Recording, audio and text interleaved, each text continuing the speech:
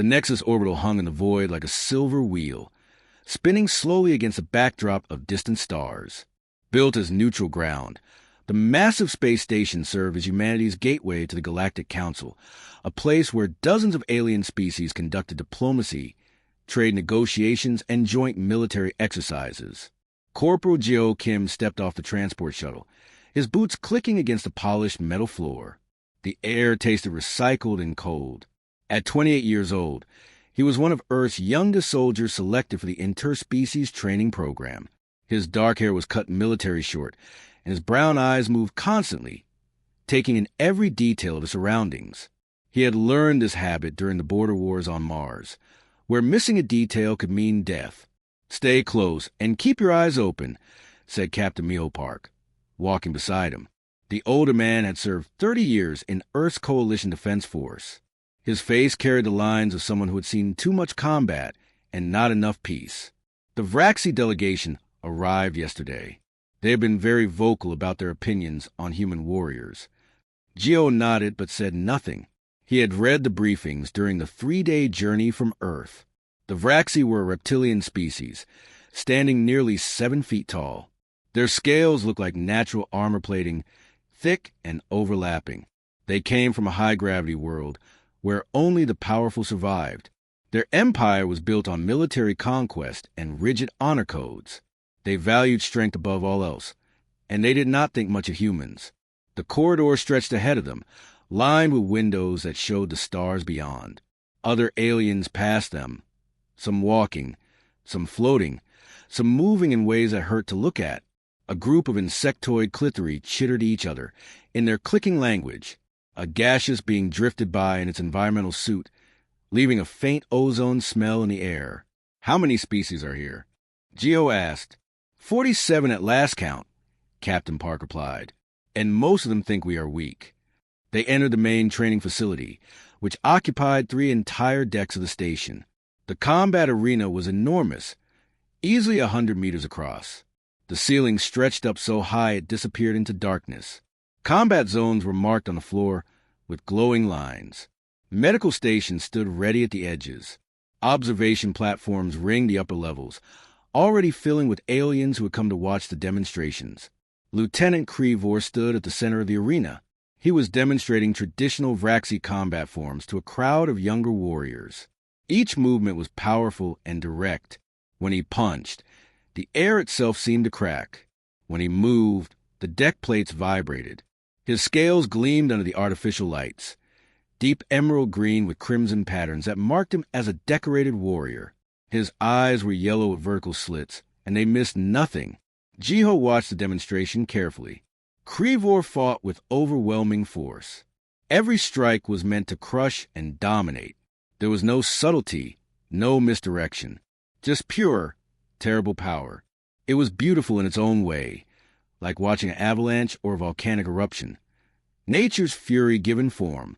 "And now," announced the station's coordinator through the translation system, "we welcome our human participants to demonstrate their combat traditions." Geo felt dozens of eyes turned toward him. Some were curious. Some were amused. Most were dismissive. He walked to the demonstration area, his footsteps silent compared to the heavy thuds of Vraxi movement. He was aware of the murmurs rippling through the crowd. The translation devices on his uniform picked up fragments. So small. Looks fragile. No natural weapons. Soft skin. To most of these species, humans looked like prey animals. Smaller bodies. No scales or chitin armor. No claws or venomous fangs. No overwhelming strength. Just soft flesh and bones that broke easily. Krivor watched Geo approach. Something like amusement flickered across his reptilian features. He turned to his fellow Vraxi warriors and spoke in their hissing language.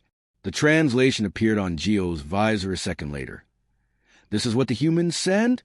I could break it with one hand." Laughter rumbled from the Vraxi section, a sound like rocks grinding together. Geo kept his expression neutral. He had learned long ago that showing emotion was what bullies wanted, whether they were human or alien. Back in basic training, there had been a sergeant who loved to push recruits, to see who would break. Geo had never given him the satisfaction. His grandfather had taught him that patience was a warrior's greatest virtue. Perhaps, Krivor continued, his voice booming across the arena, the human would like a demonstration of real warrior strength. Consider it educational. I will show you the difference between your kind and mine. Captain Park stepped forward quickly. Lieutenant Krivor, Corporal Kim is here for the scheduled training exercises, not for unsanctioned. I accept, Gio said quietly, his voice cutting to the captain's objection. Park turned sharply, his eyes wide with alarm. Corporal, I don't think. I accept the challenge, Gio repeated, louder this time. His voice carried across the arena, and the crowd fell silent. Understation combat regulations. If the lieutenant is willing to make it official. Krivor's eyes narrowed. His tongue, forked like a snake's, flicked out briefly. Official it shall be. A cultural exchange demonstration. Let the Galactic Council record how a true warrior fights. Let them see what happens when strength meets weakness. The arena's automated systems activated immediately. Scanners swept over both participants, measuring their capabilities and adjusting the combat zone's safety parameters. Medical teams moved into position at the designated stations. Energy barriers hummed to life around the fighting area. This was actually happening. As the protocols were initialized, Krivor approached Jiho. The alien towered over him by nearly 2 feet. Up close, Krivor's scales had a texture like rough stone. Each one was the size of Jiho's palm. The alien smelled like hot metal and ozone, with an underlying musk that made Jiho's nose wrinkle. Heat radiated from Krivor's body, the result of his high metabolism physiology. Before we begin, Krivor said, his voice now soft and almost gentle, let me show you the difference between our species. Consider this a lesson in humility. Without warning, he reached out with one massive hand. What he clearly considered a light tap, the Vraxi equivalent of a condescending pat on the head, struck Jiho's shoulder with tremendous force. The impact lifted Jiho completely off his feet. He flew backward through the air, arms windmilling for balance. He landed hard 3 meters away, stumbling across the deck plating before finally catching himself against a support pillar. Pain exploded through his shoulder joint like lightning. For a moment, he could not breathe. His entire left side felt numb, then suddenly alive with fire. He had felt hits like this before, once when a training mech had malfunctioned and struck him, and once when a piece of shrapnel had hit his body armor during combat. The combat zone activated with shimmer of energy barriers. The translucent walls rose up around them, creating a cage of light. Jiho and Krivor circled each other slowly. The size difference was almost comical to the watching aliens. Krivor looked like a predator stalking prey, massive armored, radiating power. Jiho looked small and vulnerable in comparison, just a human in standard military gear. Krivor moved first. It was not a careful probe or a testing strike. It was a straightforward charge meant to overpower and crush. His feet pounded against the deck plates like hammers. The sound echoed through the arena. He came at Jiho with both arms extended, intending to grab and squeeze the life out of this fragile creature. Jiho sidestepped at the last possible moment. He moved just enough, no more than necessary. Krivor's massive body rushed past him like a freight train. Jiho felt the wind of his passing, felt the heat radiating from those scales. The alien's clawed hand missed his face by centimeters. Krivor skidded to a stop and spun around, faster than something his size should move. His tail whipped behind him for balance. "Stand still, human," he growled, his voice carrying frustration now. But Jiho did not stand still. That was not how humans fought when outmatched in strength. He moved constantly, keeping his knees bent, weight on the balls of his feet.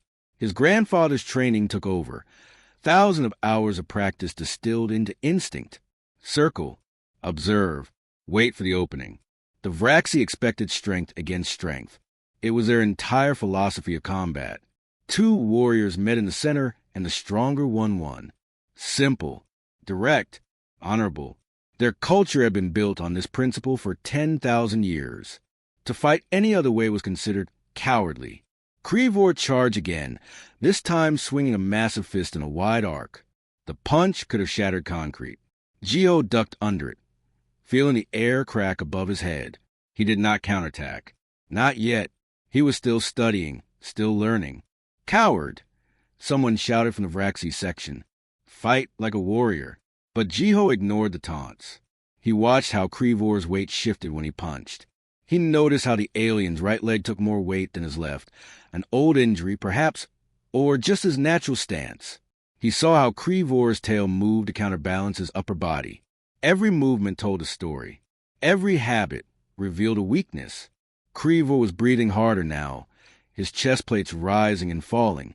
The high-gravity world he came from meant he was immensely strong, but also meant his body burned energy faster. He was built for short, explosive violence, not extended fights. "What are you doing?" Kreevor demanded, circling. "Fight me?" "I am fighting you," Geo replied calmly. His own breathing was steady, controlled. "You just don't recognize it yet." This answer seemed to enrage Kreevor further. He launched a combination, left punch, right punch, a sweeping kick that could break bones. Each strike was powerful enough to end the fight instantly if it connected. Each one carried the weight of Vraxi pride and military tradition behind it. Geo evaded them all. Lean back, step aside, duck. His movements were economical, precise. He wasted no energy on unnecessary motions. While Kreevor fought with the fury of storm, Geo moved like water, flowing around obstacles, never meeting force directly. The crowd was growing restless now. To them, this looked like prey avoiding the inevitable, the smaller creature running from the predator. Some aliens began to lose interest, thinking the outcome was certain. It was just taking longer than expected. But Captain Park, watching from the observation deck, saw something different. He recognized the pattern. Geo was not running. He was hunting. The captain had seen this before during training exercises. Geo had a gift for reading opponents, for finding the exact moment when their defenses dropped. Kreevor overextended on a massive overhead strike. Both fists came down together like a sledgehammer, meant to crush Geo into the deck. It was a finishing move, a display of ultimate power, the kind of strike that ended battles in Vraxi culture. But Geo was not there when the fists landed. He had stepped inside Kreevor's guard at the last instant, moving toward the danger instead of away from it. This was the opening he had been waiting for. This was the moment when strength became a liability. Kreevor's own momentum carried him forward and down. His balance was completely committed to the overhead strike. Geo grabbed the alien's extended arm and used a technique his grandfather had taught him, a throw that redirected an opponent's force against him. In Korean martial arts, it was called using the enemy's strength as a weapon. Kreevor stumbled forward, confused. How had the human moved him? It should have been impossible. Geo was a fraction of his weight and strength, but leverage and timing made the impossible real. The alien tried to recover, tried to turn his stumble into a charge, but his balance was broken. His feet were in the wrong position, and Geo was already moving to the next phase of his attack. Geo had studied the Vraxi anatomy files for weeks before arriving at the station. He knew their physiology in detail. He knew where their scales were thickest and where they were vulnerable. He knew how their bones connected, how their joints moved, where their nervous system ran close to the surface. And he knew about their teeth. Vraxi teeth were deeply rooted in their jaws, anchored to thick bone. They were designed for crushing and tearing. But like all teeth, they had a weakness. There was a specific point where the jaw hinged, where the bone was thinner, where a precise strike at the correct angle could cause catastrophic damage. Kreevor's head was at the perfect height now, his balance still broken, his defenses wide open. Geo planted his back foot, rotated his hips, and struck, not with wild anger or desperate strength, with perfect technique. Every ounce of his body weight transferred through his shoulder, down his arm, into his fist. The punch his grandfather had made him practice 10,000 times. The strike that combined physics, anatomy, and timing into a single moment of devastating force. His fist connected with the hinge of Kreevor's jaw with surgical precision. The impact made a sound like breaking pottery. For a fraction of a second, nothing happened.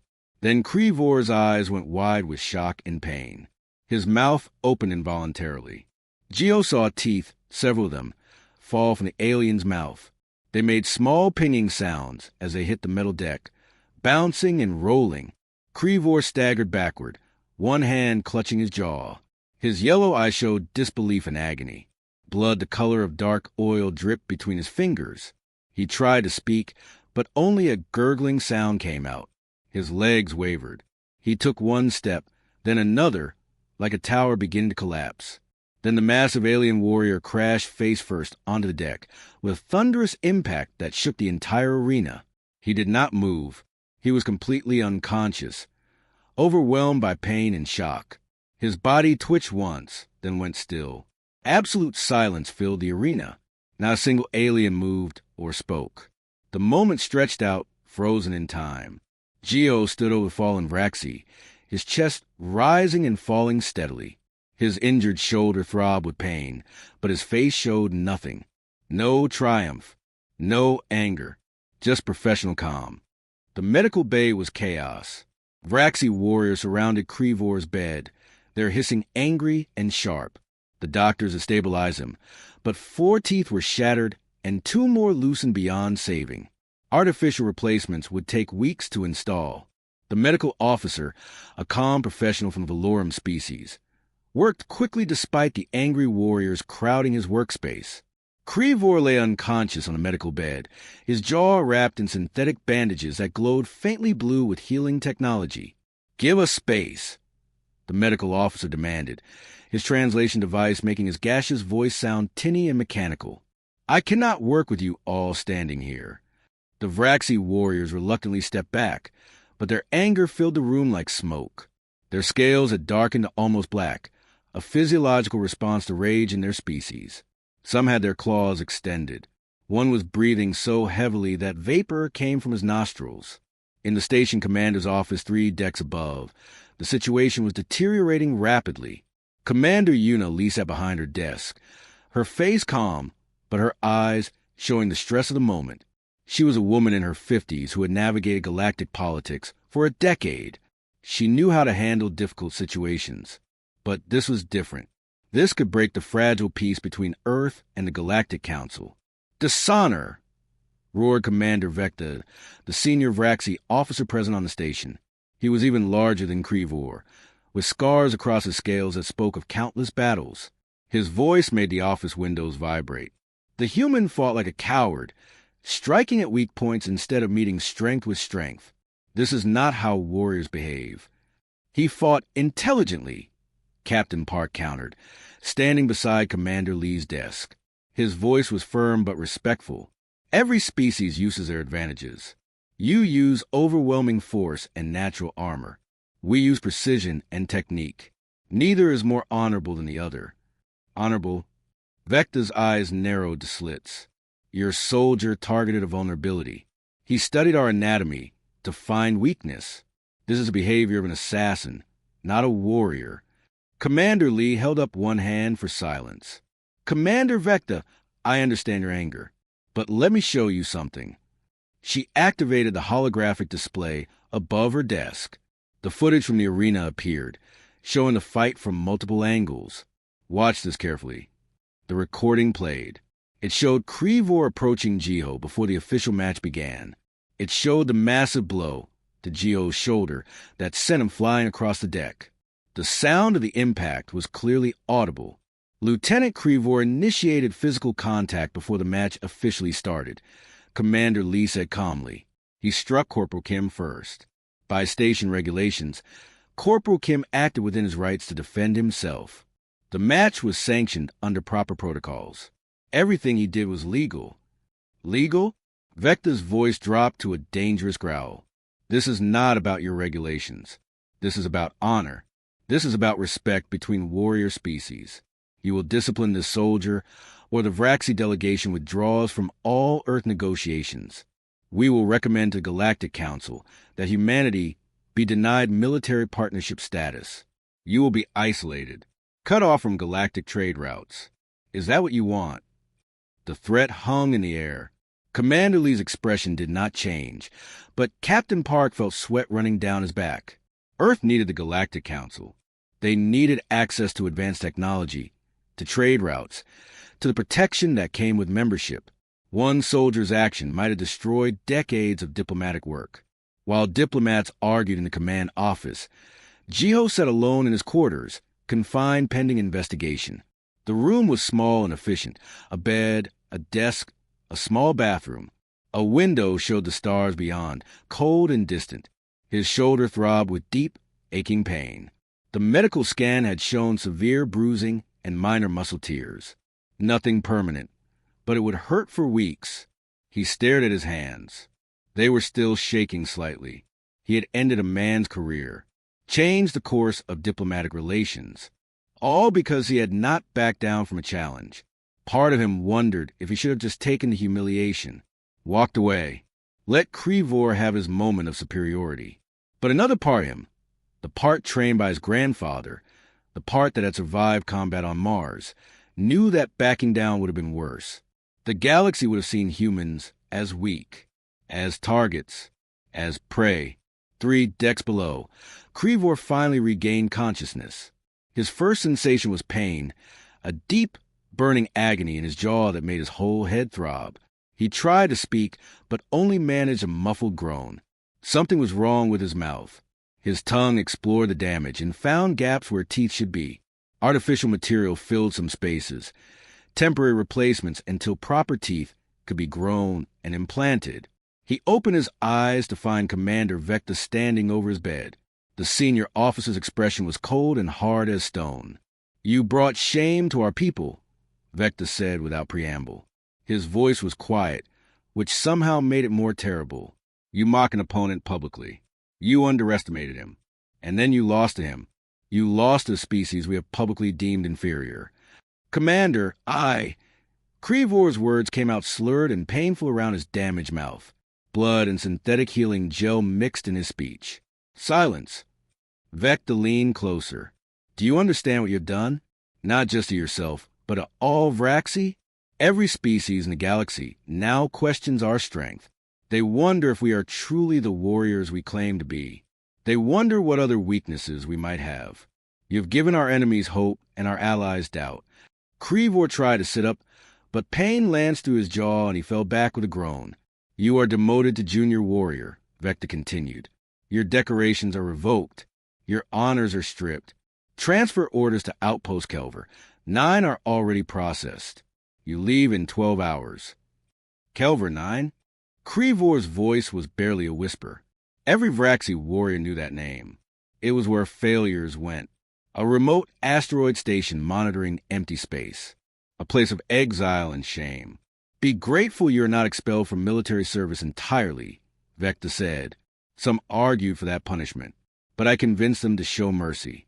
You have one chance to redeem yourself. Do not waste it." The commander turned and left without another word.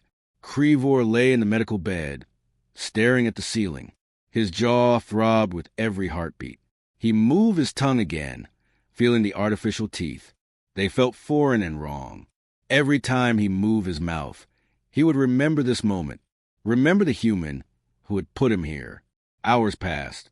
In the command office, the argument continued. Other species representatives arrived, adding their voices to the debate. Some supported the Vraxi position. Others quietly suggested that perhaps the Vraxi had grown too arrogant and needed this lesson. Commander Lee reviewed the footage again and again, looking for any violation of protocols. She found none. Jiho had fought within the rules. He had simply fought better than anyone expected. Finally, she made her decision. She contacted Captain Park through her communicator. Corporal Kim acted in self-defense within legal parameters. Outpost Kelver 9 was exactly as miserable as its reputation suggested. A remote asteroid station monitoring an empty sector. Krivor arrived to pitying looks from the garrison soldiers. Everyone knew why decorated warriors got sent here. This was where the Vraxi military sent failures, disgraced officers, and those who had brought shame to their people. The outpost was carved into a dead asteroid floating in the darkness between star systems. Nothing happened here. No battles. No glory. Just endless watches staring at empty space, waiting for threats that never came. The soldiers stationed here counted days until their assignments ended and they could return to civilization. Krevor's new quarters were small and cold. A single room with a sleeping platform, a desk, and a window that showed nothing but black space and distant stars. He unpacked his few belongings with slow, mechanical movements. His jaw still ached constantly. The artificial teeth felt wrong in his mouth. Too smooth, too perfect, lacking the natural texture of real bone. He spent his days running routine patrols and checking sensor arrays that never detected anything important. The other soldiers avoided him, not with hostility, but with something worse. Pity. They knew his story. Everyone in the Vraxi military knew about the warrior who had been defeated by a human. At night, he could not sleep. He lay on his sleeping platform and replayed the fight in his mind. Over and over. He had been so confident, so certain of his superiority. And in less than 3 minutes, the human had destroyed him. Krevor began requesting copies of the fight footage from the station's database. He watched it obsessively. He studied how the human moved, the way Jiho had circled and observed before striking, the economy of motion, the precise timing. Every movement had served a purpose. No wasted energy, no pride-driven flourishes, just cold, calculated efficiency. It was completely unlike Vraxi combat philosophy. In his culture, warriors met strength with strength, the honorable way. But this human had fought with his mind as much as his body. He had turned Krevor's own strength into a weapon against him. Meanwhile, back at the Nexus Orbital, Jiho found himself unexpectedly famous. Young soldiers from various species approached him with questions. How did humans train? What other techniques did they possess? Were all humans as dangerous as him? I am not special, Jiho told him honestly. Any human soldier with proper training could do what I did. We learn these techniques because we must. We are not the strongest or the fastest, so we became the smartest. The Clithery military attaché requested a formal meeting. The insectoid sat across from Jiho in a conference room, its compound eyes reflecting light in strange patterns. Your species has survived thousands of years fighting yourselves. It asked through its translator. You developed these methods against your own kind? Yes, Jiho confirmed. Humans have been at war with other humans for most of our history. We learned to fight smart because we were fighting enemies just as intelligent as we were. Our wars pushed us to develop better tactics, better strategies, better techniques. The attaché's antennae quivered with what might have been alarm or fascination. Fascinating and terrifying. A species that spent millennia perfecting the art of killing its own kind. The Galactic Council convened a special session to discuss the implications. Representatives from 47 species gathered in the Great Chamber. Some members, particularly the Vraxi and their allies, pushed for restrictions on what they called dishonorable human tactics. They wanted rules, regulations, limits on how humans could fight. Others argued that each species brought their own military traditions and all were equally valid. The Valorum representative pointed out that they used toxic gases in combat. The Clithery used swarm tactics that some considered overwhelming. Every species had methods that others found distasteful. Earth's ambassador, Seodinhan, addressed the council with careful diplomacy. He was an older man with gray hair and tired eyes who had spent 20 years building relationships with alien species. Humanity does not apologize for surviving, he said, his voice calm but firm. We were not born with natural armor like the Vraxi. We do not have venomous fangs like the Serpenti. We cannot fly like the Avri. We develop intelligence, adaptability, and technique. These are our weapons, just as scales and claws are yours. To ask us to fight differently is to ask us to discard the only advantages we have. The debate raged for weeks. Arguments echoed through the council chambers. Some species threatened to cut diplomatic ties with Earth. Others quietly expressed that the Vraxi had grown too arrogant and this lesson was overdue. Eventually, a compromise emerged. All member species would document their combat capabilities for council records. It would be a database of military techniques, shared among allies. Humanity would provide tactical training data, though not their most classified techniques. In exchange, they would receive similar information from other species. Captain Park received new orders from Earth Command. You are to establish a human combat training program. Commander Lee explained during a private meeting. Interested species can send observers. It is a diplomatic gesture, but it is also a warning. Now everyone knows what we are capable of. Geo was assigned as one of the instructors. He was not sure if this was a reward or a punishment. Teaching aliens how humans fought meant revealing secrets, but refusing would make humanity look weak or suspicious. His first class included representatives from 7 species. They watched with varied expressions as he demonstrated basic human martial arts. The movements looked simple, deceptively simple, but they contained principles refined over thousands of years. The key is not strength, Geo explained, moving through a defensive sequence. The key is understanding leverage, balance, and timing. A small force applied at the right moment to the right place can defeat overwhelming power. One of the students, a young Clithery warrior, asked, "But how do you know where to strike? How you find these weak points?" "Study," Geo replied. "We study anatomy. We study movement. We study our opponents. Knowledge is a weapon as much as any gun or blade." 3 months passed. The incident at the arena began to fade from immediate galactic attention, though it remained a topic of discussion in military academies across known space. Geo settled into his new role. Krivor remained at his outpost, training alone with renewed dedication.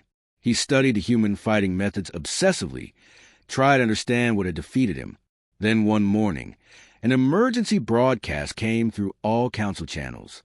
The automated voice was calm but urgent. "All stations, this is Nexus Control. Priority alert. Pirate forces have attacked Convoy 77 en route from the Outer Rim. Multiple casualties reported. Distress beacon active. All available military units respond immediately." In the command center, Captain Park assembled a response team. He looked at the tactical display, showing the convoy's last known position. The pirates were using the asteroid field for cover, hitting and running before defenders could respond. Traditional military tactics were failing. The pirates were a ragtag coalition of outcasts from a dozen species, but they fought with vicious efficiency. They hit the convoy from multiple angles, using the asteroid field for cover, striking fast and disappearing before defense forces could respond. 3 cargo ships were already damaged, their hulls breached and bleeding atmosphere into the void. The distress signals painted a picture of chaos and desperation. Traditional warrior species struggled against these tactics. The Vraxi sent their ships in direct assault formations, expecting honorable combat. Instead, they found empty space and then explosions from behind as pirates ambushed them. The pirates did not follow any honor codes. They did not fight fair. They were survivors who used every dirty trick they knew. In the Nexus Command Center, Captain Park watched the tactical display with growing concern. "We are losing ships faster than we can reinforce them," he said. "The pirates know the asteroid field better than we do. They are using it like a weapon." Geo studied the holographic map, noting the patterns of attack. They hit from one direction, then disappear into the asteroids. When our forces pursue, they circle around and hit from a different angle. They are making us chase them. "Can you stop them?" Commander Lee asked. "Maybe," Geo replied. "But I need a team that can think differently. Warriors who can adapt." The shuttle from Outpost Kelver, 9 docked 2 hours later. Krivor stepped off, his movement stiff and uncertain. He wore his military armor, but the rank insignia showed his demotion. His artificial teeth were visible when he spoke. Geo met him in the shuttle bay. For a long moment, they simply looked at each other. The last time they'd been this close, Geo had been standing over Krivor's unconscious body. "You requested me?" Krivor's voice was rough, his words still slightly slurred from the dental work. "I did," Geo confirmed. "We have a mission. Pirates attacking a convoy. Traditional tactics are failing. I need your strength and experience. But you need to trust my approach." "Trust." Krivor's laugh was bitter. "You destroyed me. You took everything from me. Why would I trust you?" "I beat you in single combat," Geo corrected gently. "That is different. That was about pride and honor. This is about saving lives. Out there, we are not fighting each other. We are fighting pirates who do not care about honor or rules. Your traditional methods will not work. But your strength combined with adaptive strategy, that could save those convoy ships. Vor was silent for a long moment. His clawed hand touched his jaw unconsciously, feeling the artificial teeth through his scales. What do you need me to do? Fight smart, Geo said. Not just hard. The mission briefing brought together a mixed team. 3 humans, including Geo. 2 Vraxi, including Vor. For Clithery warriors with their natural armor and climbing abilities. It was an unusual combination, but that was the point. Geo explained his plan using the holographic display. The pirates use the asteroid field for cover. So we will too. We will not chase them in direct pursuit. Instead, we will set up ambush points. We will make them come to us. One of the Clithery clicked a question. How do we know where they will strike next? They follow a pattern. Geo pointed to the tactical map. They hit damaged ships because they are easier targets. They avoid heavily defended areas. They always have an escape route planned. So we identify the most vulnerable convoy ships, set traps around them, and wait. Vor studied the plan. It was clever, deceptive, everything a traditional Vraxi warrior was taught to reject. But he remembered watching the fight footage over and over. He remembered how the human had used his own strength against him.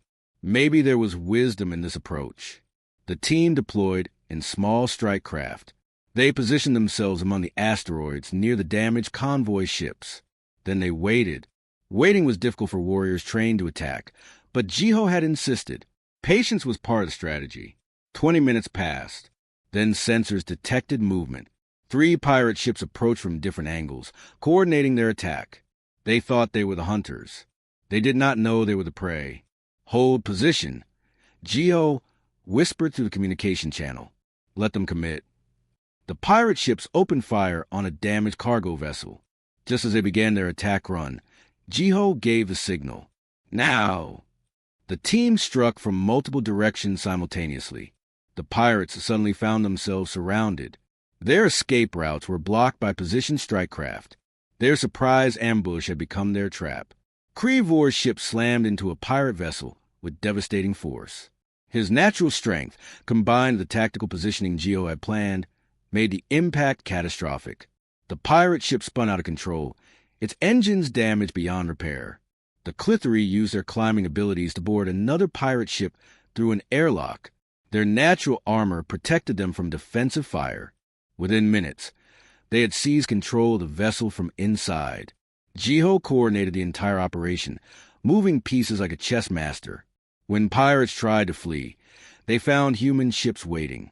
When they tried to regroup, Vraxi warriors hit them with overwhelming force. Every move they made had been anticipated. The battle lasted 2 hours. By the end, 7 pirate ships were captured or destroyed. The rest fled into deep space, leaving their wounded behind. The convoy was saved. Total casualties among the defense force. 3 minor injuries, no deaths. Back on the Nexus, the team received commendations. Vor stood before Commander Vecta, who had traveled from Vraxi space specifically for this meeting. The senior officer's expression was unreadable. You fought well, Vecta said finally, with adaptation, with intelligence. You learned from your defeat instead of drowning in shame. Vor bowed his head. I had a good teacher. He turned to Geo, who stood nearby. For a moment, neither spoke. Then Vor performed a traditional Vraxi salute. Fist to chest, a gesture of respect between equals. Geo returned it with a human military salute, hand to forehead. We each have our strengths, Geo said. Combined, we are better than separate. The human is wise, Vor replied, and there was no sarcasm in his voice. Only acknowledgement. News of the successful mission spread quickly through galactic channels. The Vraxi High Command reviewed the operation recordings. They saw how Vor had adapted, how he had combined traditional Vraxi strength with human tactical thinking. The results spoke for themselves. 1 week later, Vor received new orders. His rank was restored. His transfer to Kelver 9 was canceled. Instead, he was assigned to a new program, the 1st Mixed Species Special Operations Unit, combining human tactical doctrine with alien capabilities. Jiho received the same assignment. When they met in the briefing room, Krivor extended his clawed hand in the human gesture of greeting he had learned. Jiho shook it firmly. "These teeth," Krivor said, clicking his artificial replacements together, "they remind me daily of my defeat." The end.